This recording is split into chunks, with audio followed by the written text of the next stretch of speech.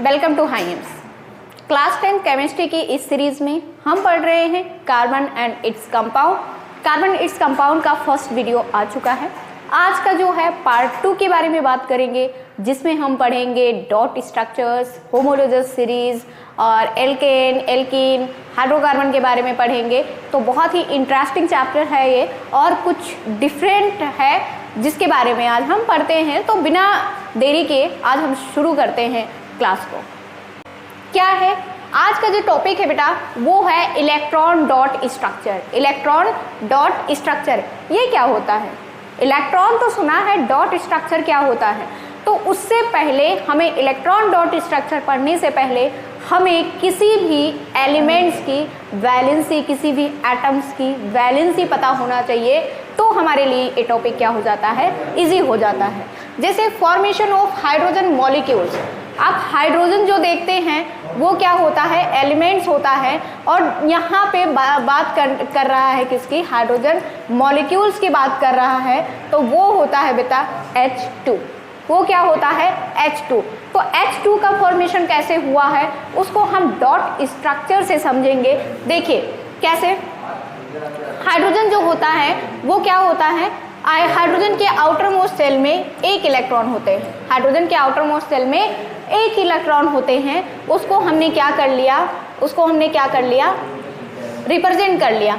अब देखिए, इस हाइड्रोजन के पास में एक इलेक्ट्रॉन है, इस हाइड्रोजन के पास में एक इलेक्ट्रॉन है। अगर हाइड्रोजन को अपना ऑक्टेट कंप्लीट करना है तो उसको एक एक इलेक्ट्रॉन की ज़रूरत पड़ती है। हमें हाइड्रोजन के आउटर मोस्ट में एक इलेक्ट्रॉन और उसको अपना ऑक्टेट कंप्लीट करने के लिए एक इलेक्ट्रॉन की ज़रूरत होती है। तो क्या करेगा, यहाँ पे इलेक्ट्रॉन शेयरिंग होगी। कल के लेक्चर में हमने बात किया था कोवेलेंट बॉन्ड की। और कोवेलेंट बॉन्ड कहाँ पे बनता है, जब इलेक्ट्रॉन शेयर होता है। तो क्या होगा कि एक जो हाइड्रोजन का, यहाँ पे मैं आपको ड्रॉ करके दिखा देती हूँ तो ज़्यादा आपको क्लियर होगा। एक हाइड्रोजन के पास में यहाँ पे एक इलेक्ट्रॉन, इस हाइड्रोजन के पास में एक इलेक्ट्रॉन। अब क्या होगा, हाइड्रोजन को 2 कंप्लीट करना है तो एक इलेक्ट्रॉन यहाँ से ले लेगा।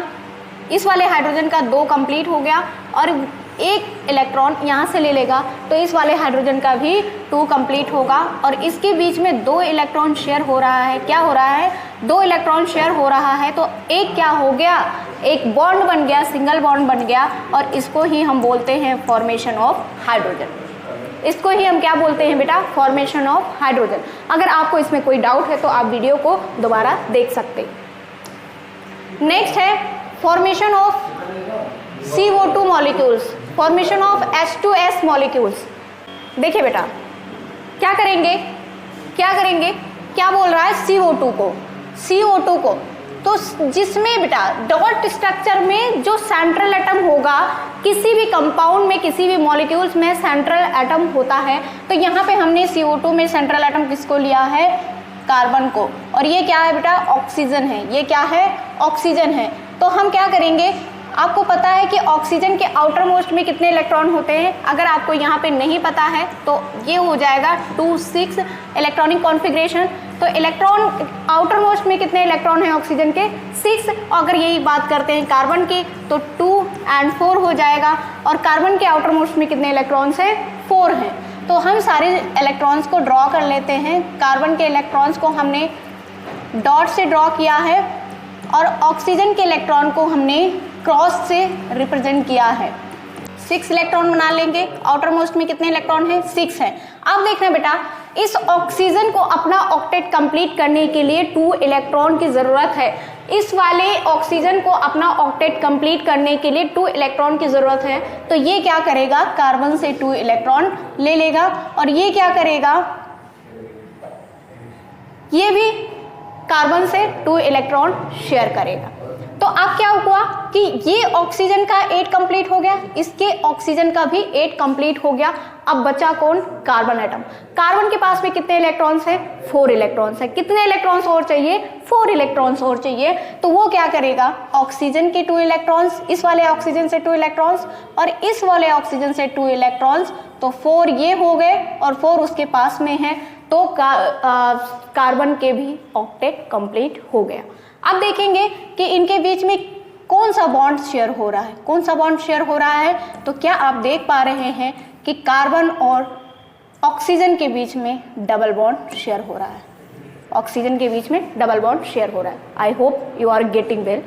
बहुत इजी है बेटा, बहुत इजी है। बस आपको ध्यान देना है कि आउटर मोस्ट में कितने इलेक्ट्रॉन्स होते हैं और उस एटम्स को ऑक्टेट कंप्लीट करने के लिए कितने इलेक्ट्रॉन्स की जरूरत होती है।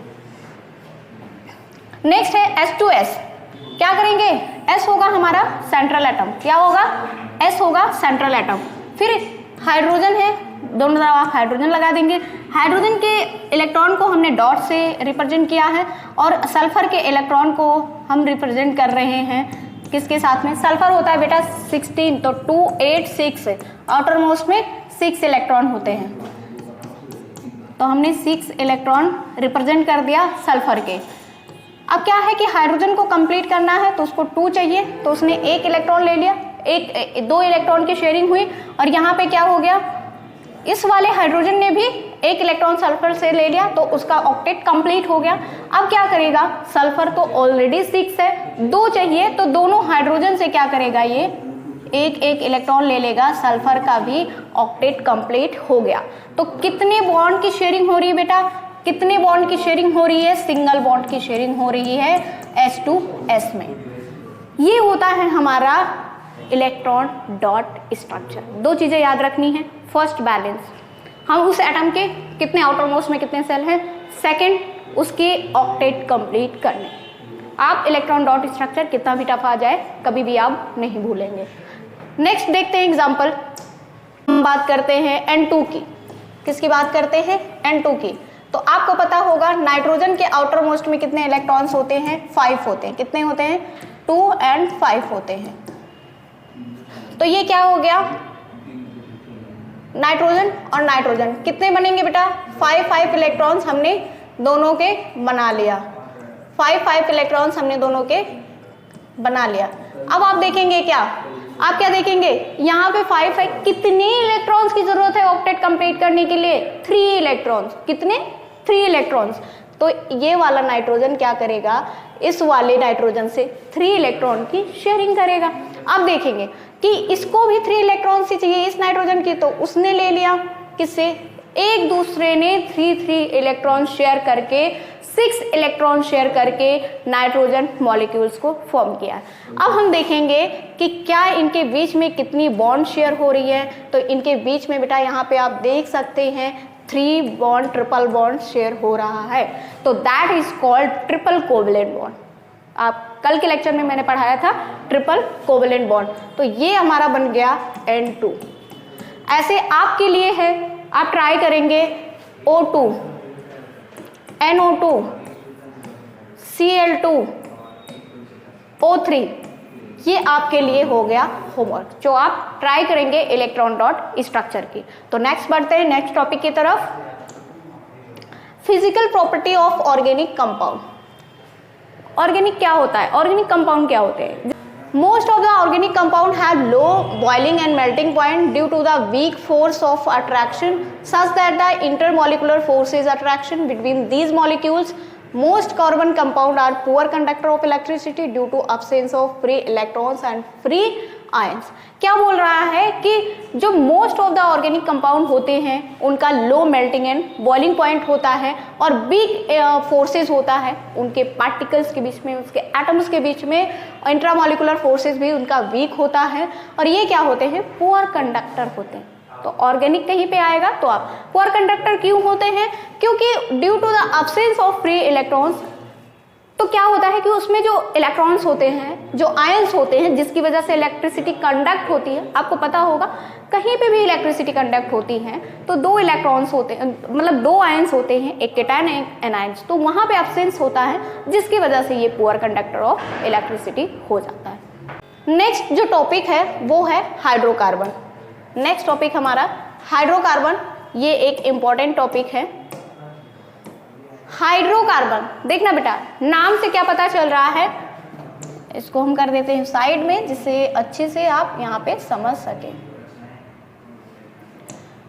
हाइड्रोकार्बन नाम से पता चल रहा है कि इसमें 2 चीजें छुपी हुई हैं, hydro carbon, hydro means hydrogen और कार्बन तो कार्बन है ही। तो हाइड्रोजन और कार्बन का ही रोल है इस टॉपिक में, हाइड्रोजन एंड कार्बन का ही रोल है इस टॉपिक में। अब आप देख लीजिए कि हाइड्रोकार्बन जो होते हैं 3 टाइप्स के होते हैं। क्या होते हैं बेटा? 3 टाइप्स के होते हैं। फर्स्ट है सैचुरेटेड, सेकंड है अनसैचुरेटेड और थर्ड है एरोमेटिक हाइड्रोकार्बन। सैचुरेटेड हाइड्रोकार्बन में क्या आता है? एल्केन्स। सैचुरेटेड हाइड्रोकार्बन्स में एल्केन्स आएगा, अनसैचुरेटेड में एल्कीन्स और एल्काइंस होंगे, और एरोमेटिक जो होता है वो क्लोज रिंग की बात कर रहा है। यहाँ पे इसने बेंजीन रिंग की बात किया है तो ये इसकी बात कर रहा है। ये होते हैं एरोमेटिक। तो एरोमेटिक कहीं पे आ गया तो वो क्या होगा? क्लोज रिंग की बात कर रहा होगा। अब देखना बेटा, जो एल्केन होता है उसका फॉर्मूला होता है, सैचुरेटेड में हम पढ़ेंगे एल्केन के बारे में, जिसका फॉर्मूला होता है CH2N+2, और अनसैचुरेटेड में हम पढ़ेंगे एल्कीन के बारे में, CnH2n, और इसी में हम पढ़ेंगे CnH2n-2। ओके, यहाँ पे 2 प्लस कर देना, यहाँ पे नहीं रहेगा और यहाँ पे 2 माइनस कर देना। तो ऐसे ही आप क्या कर देंगे? फॉर्मूले को ऐसे ही आप फॉर्मूले को याद रखेंगे। तो इसमें सैचुरेटेड और ये अनसैचुरेटेड। अब सैचुरेटेड में जो है वो क्या है?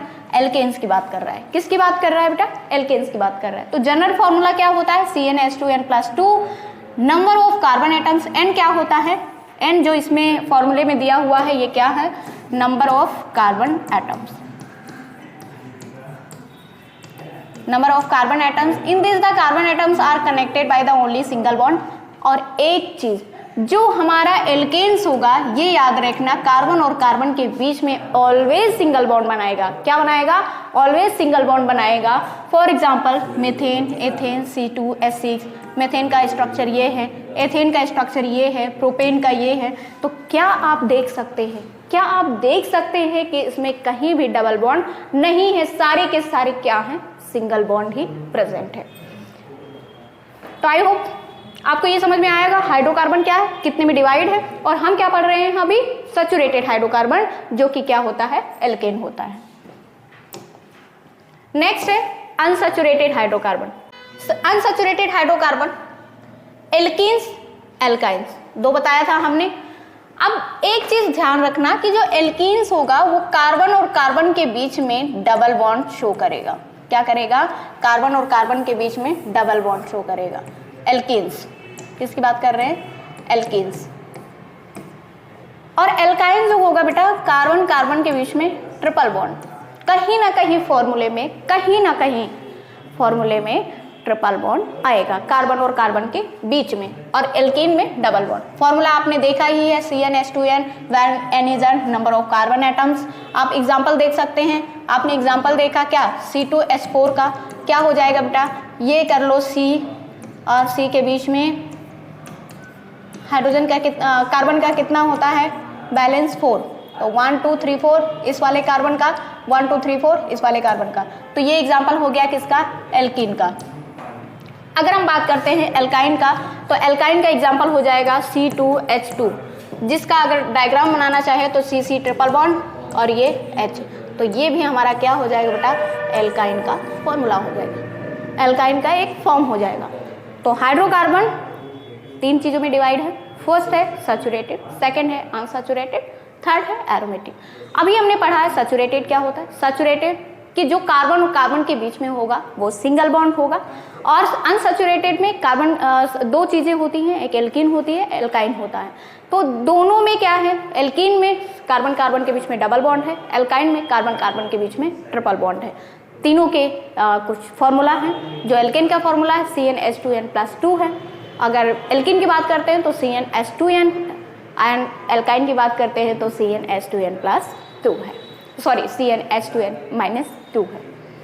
तो ये रहा आपका एग्जाम्पल। नेक्स्ट बढ़ते आइसोमेरिज्म। नाम सुना होगा आपने आइसोमेरिज्म, और ये टॉपिक इतना इंपॉर्टेंट है, इसके क्वेश्चंस भी आते हैं बोर्ड में, आपके डायरेक्ट क्वेश्चंस भी आते हैं। आइसोमेरिज्म ये होता है बेटा compound having the same molecular formula but different structural formula and properties are known as isomer and this phenomena is known as isomerism. मतलब मॉलिकुलर फॉर्मूला सेम होगा लेकिन उसके स्ट्रक्चर क्या होंगे, अलग होंगे, तो उसको हम क्या बोलते हैं, आइसोमेरिज्म। एग्जांपल देखते हैं, C4H10, तो C4 हमने बना लिया, ये स्ट्रक्चर इसका, ये C4H10 का स्ट्रक्चर हो गया। लेकिन हम कहते हैं कि हमें इस तरीके से स्ट्रक्चर नहीं बनाना है, अगर आपको सही लग रहा है तो हम इस तरीके से बना देंगे, हमें वो अच्छा नहीं लग रहा है, ओके, तो इसमें भी आपको कोई प्रॉब्लम नहीं होना चाहिए। लेकिन फॉर्मूला क्या है, फॉर्मूला तो C4H10 ही है बट स्ट्रक्चर क्या है, दोनों का चेंज है, that is called isomerism. Structural isomerism, जो एग्जांपल हमने दिया है ये किसका है, स्ट्रक्चरल आइसोमेरिज्म का है कि फॉर्मूला तो सेम है बट उसका स्ट्रक्चर क्या है, अलग है। Compounds having the same molecular formula but different structure are called structural isomerism. Example isomerism of butane, और ये किसका एग्जांपल है बेटा, ब्यूटेन का ही एग्जांपल है। तो आई होप आपको ये क्लियर होगा। नेक्स्ट एग्जांपल की तरफ बढ़ते हैं। ये दिया हुआ है एन ब्यूटेन का। एन मतलब क्या होता है, जब सीधी लाइन में एकदम से चेन में, स्ट्रेट लाइन में जब कोई चेन बनता है तो हम उसको बोलते हैं, एन से रिप्रेजेंट करते हैं। आगे के क्लास में हम पढ़ेंगे। CH2 हमने कहा कि ऐसे ना लिख के ये हम इस तरीके से लिखेंगे, और ये फॉर्मूला है, ये फॉर्मूला किसकी है, 4H10 का ही है। तो केमिकल फॉर्मूला तो दोनों का सेम है बट आप देख रहे होंगे कि उसका स्ट्रक्चर क्या है, वो अलग है, तो इसी को हम बोलते हैं स्ट्रक्चरल आइसोमेरिज्म।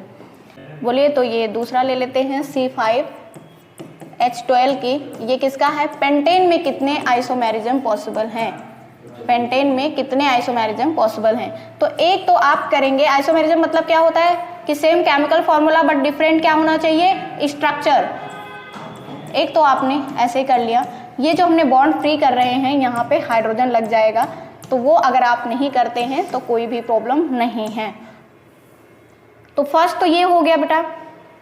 अगर हम सेकंड की बात करते हैं, सेकंड स्ट्रक्चर की, तो किस तरीके से बना सकते हैं, देखिए हमने कहा कि ऐसे ना करके क्या कर लेते हैं, इस तरीके से बना लेते हैं। Yes, it is also possible, ये भी आप कर सकते हैं। तो ये सेकंड हो गया।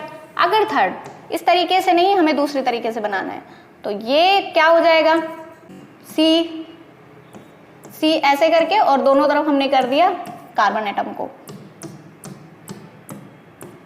ये भी एक क्या हो जाएगा, स्ट्रक्चर हो जाएगा। तो तीन तो ये देख लिया बेटा आपने, तीन ये हो गया। क्या आपको लगता है और कोई पॉसिबिलिटी है, नहीं, और कोई पॉसिबिलिटी नहीं है। तो ये हमारा पेंटेन के कितने आइसोमेरिज्म पॉसिबल है, 3 आइसोमेरिज्म, ओके। तो क्या होता है कि जब डिफरेंट स्ट्रक्चर और same chemical formula, that is called isomerism. तो आप ट्राई करेंगे C6H14 एंड C7H16 का, ये दोनों आप घर पे ट्राई करेंगे। All the best. नेक्स्ट है character of homologous series. Homologous series क्या होता है, अभी हमने पढ़ा था saturated and unsaturated hydrocarbon, alkane, alkene और एल्काइन के बारे में। उन्हीं का नेमिंग करना, उन्हीं का नामकरण करना, एक तरीके से नॉमेनक्लेचर, तो उसको हम बोलते हैं होमोलोगस सीरीज।